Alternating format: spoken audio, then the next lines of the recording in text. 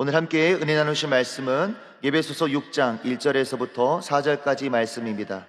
예배소서 6장 1절에서 4절까지 말씀을 다 같이 봉독하겠습니다. 자녀들아, 주 안에서 너희 부모에게 순종하라. 이것이 옳으니라. 내 아버지와 어머니를 공경하라. 이것은 약속이 있는 첫 계명이니 이로써 내가 잘되고 땅에서 장수하리라. 또 아비들아, 너희 자녀를 노엽게 하지 말고 오직 주의 교훈과 훈계로 양육하라. 아멘.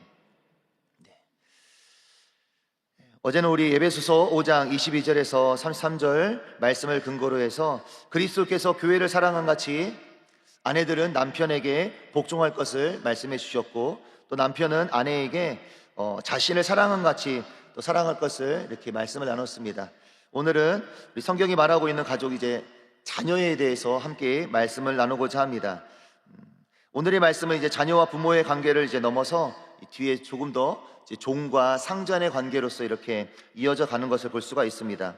중요한 것은 아내와 남편의 관계도 마찬가지고요, 자녀와 부모의 관계도 마찬가지고, 또 종과 상전의 관계도 마찬가지고, 이 근거가 되어지는, 전제가 되어지는 말씀은 예배소서 5장 21절의 말씀이라 생각이 됩니다. 우리 예배소서 5장 21절 말씀을 다 같이 함께 봉독하겠습니다. 그리스도를 경외함으로 피차 복종하라. 아멘.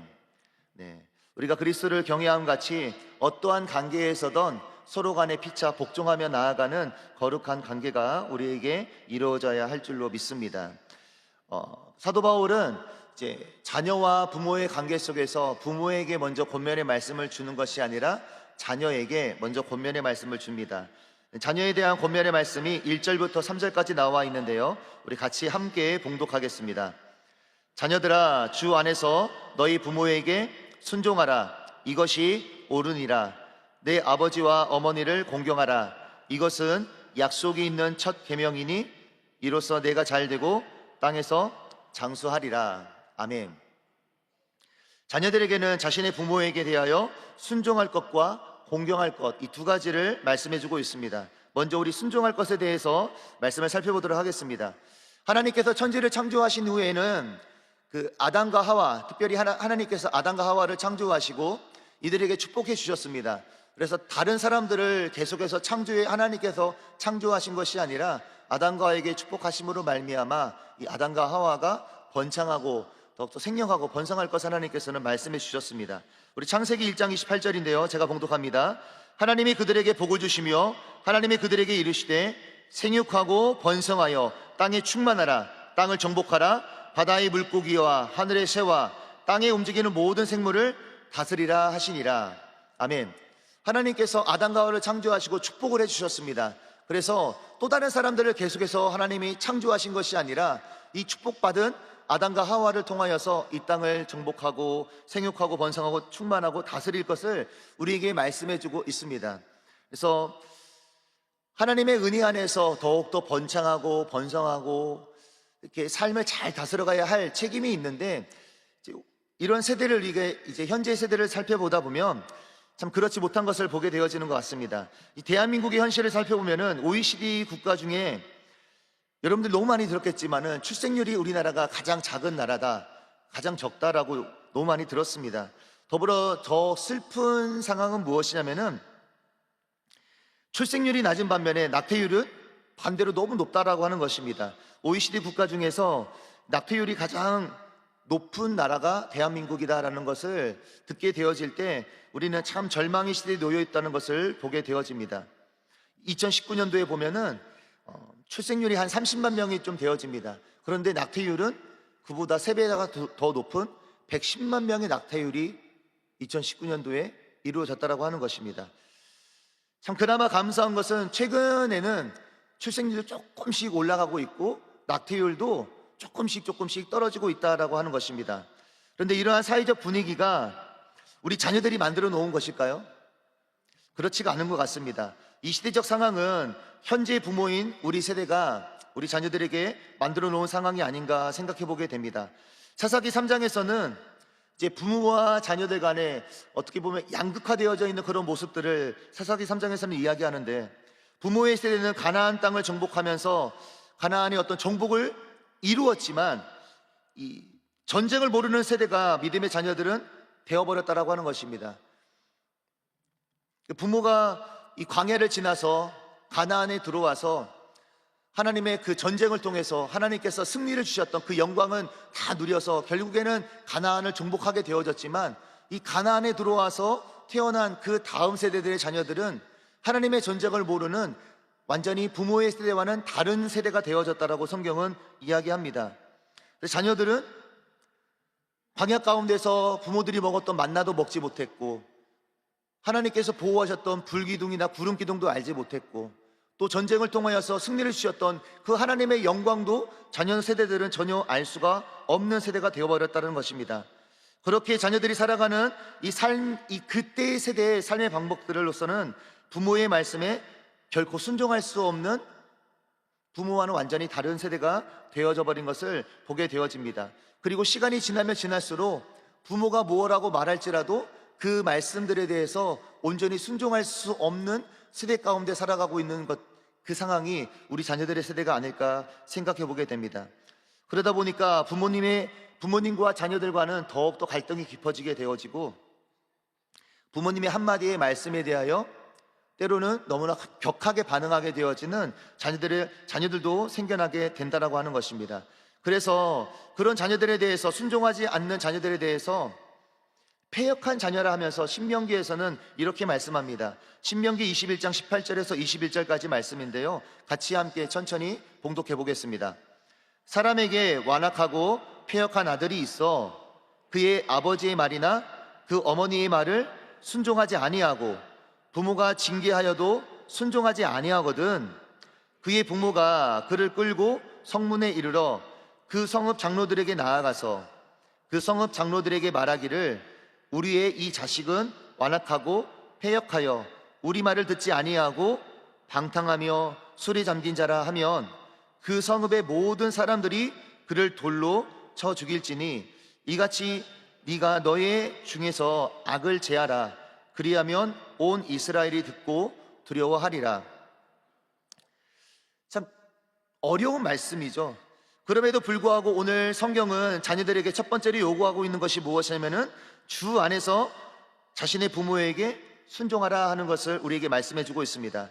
자녀의 순종을 위해서는 두 가지를 생각해 볼 수 있는 것 같습니다. 먼저는 자녀들의 순종을 이끌어내기 위해서 이 강압적인 순종이 때로는 필요함을 깨닫게 됩니다. 이 강압적인 순종이라고 했을 때에는 아브라함과 이삭을 생각해 보게 됩니다.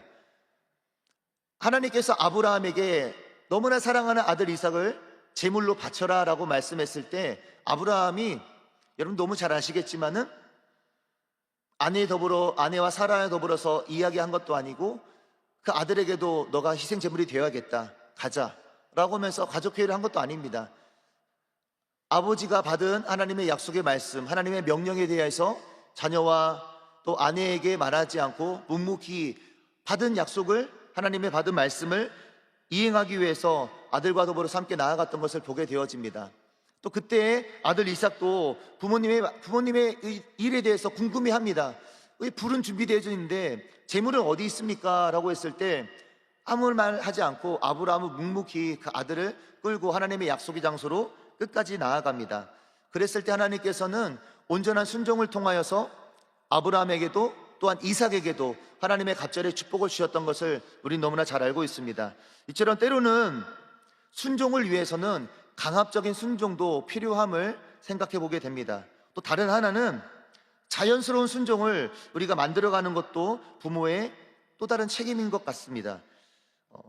서울대 교수 중에 남인혜 교수님이 있습니다. 신입생들, 한 600여 명의 신입생들에게서 가장 인지도가 높고 가장 선망, 꼭 그 수업은 들어야 된다라고 하는 이 교육학의 어떤 그 교양 필수 과목 중에 한 과목인데요, 그 서울대 학생들이 너무나 똑똑한 친구들인데도 불구하고 읽기와 쓰기와 말하기에 대해서 이 교양 과목을 담당하는 남인혜 교수님이 계십니다. 이 남인혜 교수님은 나태주 시인의 딸입니다. 그런데 이 나태주 시인과 남인혜 교수님이 어렸을 적에 이제 그 살았던 삶에 대해서 이제 부모 나트주 시인이 자녀에게 글로써 그러한 편지를 씁니다.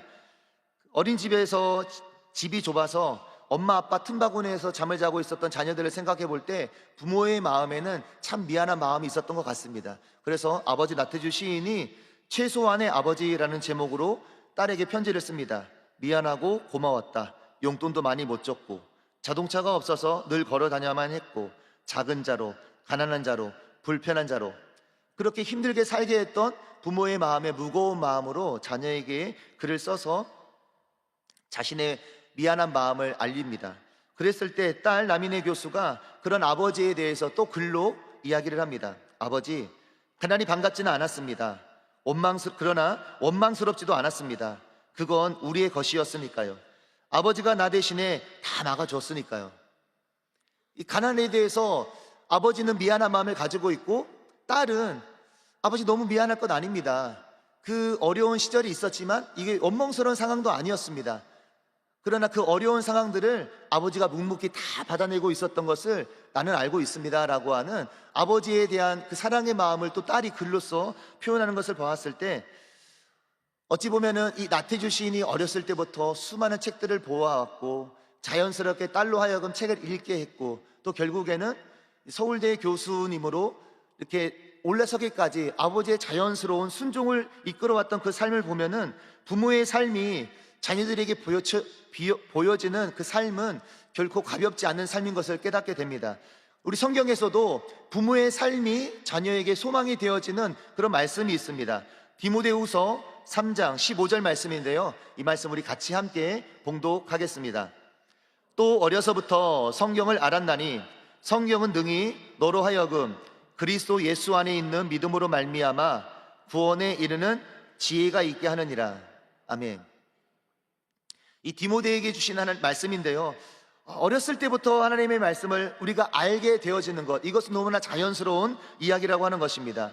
성경은 자녀에게 부모에게 순종하라고 말씀하고 있지만 부모는 자녀의 순종을 위해서 때로는 아브라함이 이삭을 동의 없이 강하게 끌고 가는 것도 필요하고요, 때로는 디모데를 길러주셨던 그 외조모 로이스와 어머니 유니게와 같이 너무나 자연스럽게 말씀과 예배에 노출시켜서 자녀로 하여금 부모가 살아왔던 신앙의 거룩한 길을 놓치지 않고 잘 따라가게 하는 것, 그것이 우리 부모의 거룩한 사명이고 또한 순종케 하는 지혜의 방법인 줄로 믿습니다. 저 또한 어느새 부모가 되어 있다 보니까 이 순종하라라고 하는 말씀이 우리 자녀들에게 요구가 되어지는 말씀으로 이해되는 게 아니라 말씀을 묵상하면 묵상할수록 부모로서 우리 자녀에게 어떻게 순종을 이끌어 가야 하는가에 대한 더 깊은 묵상이 되어졌던 시간인 것 같습니다. 또 두 번째로 생각해 볼 때 자녀에게 요구하는 것은 첫 번째는 순종이고 두 번째는 공경입니다. 공경하라라고 하는 것입니다. 이 말씀은 십계명의 5번째 말씀을 근거로 하고 있습니다. 본문에서는 2절에서는 부모를 공경하는 것이 5번째 계명이 아니라 첫 번째 계명이다라고 우리에게 알려주고 있습니다. 십계명의 5번째가 아니라 부모를 공경함은 우리에게 첫 번째 계명이 된다라는 것을 말씀해주고 있습니다. 성경에서 자주 부모는 가정 내에서 하나님을 대신하는 하나님의 대변자로 나옵니다.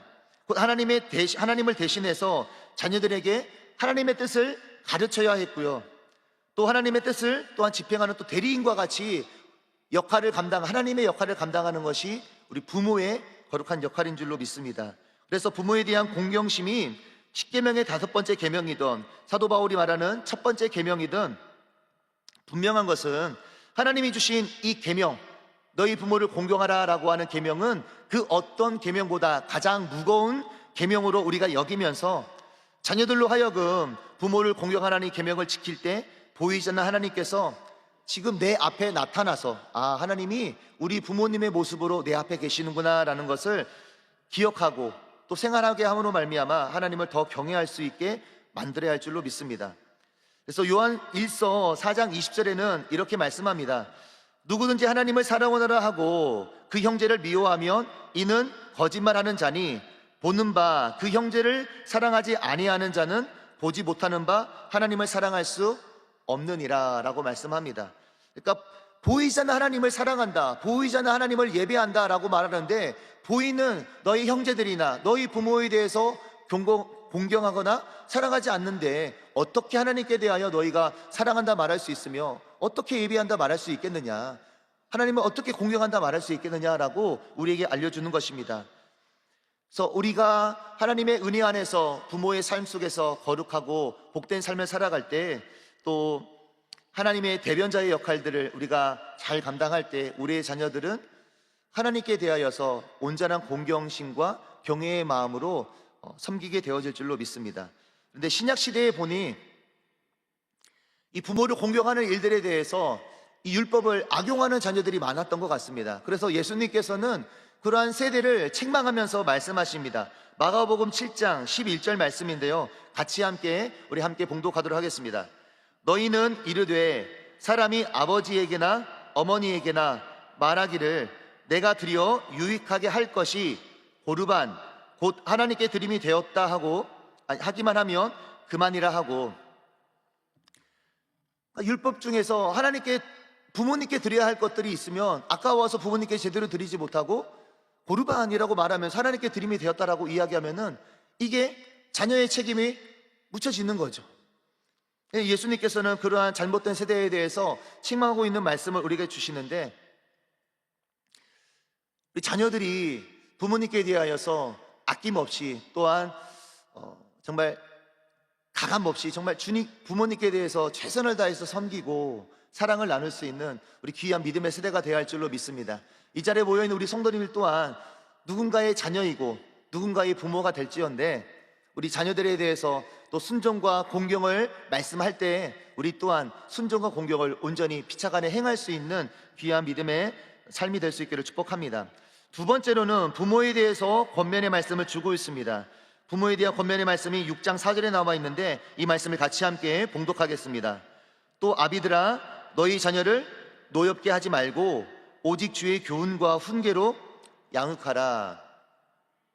몇 가지를 나누어서 이렇게 우리에게 전달해 주고 있습니다. 첫 번째는 노엽게 하지 않기라고 하는 것입니다. 자녀를 부모들은 노엽게 하면은 안 된다라고 하는 것입니다. 이 노엽게 하지 않다라는 것은 성내지 않게, 화내지 않게 말할 수도 있겠지만은 이 반복적인 행동들을 부모가 자녀들에게 나타내서는 안 된다라고 하는 것입니다. 부모도 자녀에게 대해서 좋은 환경들, 또 좋은 방법들을 잘 알려줘야 되겠지만, 부모의 잘못된 습관들로 인하여서 자녀들이 상처를 받고 아픔을 당할 수 있다라고 하는 것입니다. 그래서 그런 반복적인 행동들을 우리 부모의 세대는 반드시 조심하고 금해야 할 줄로 믿습니다.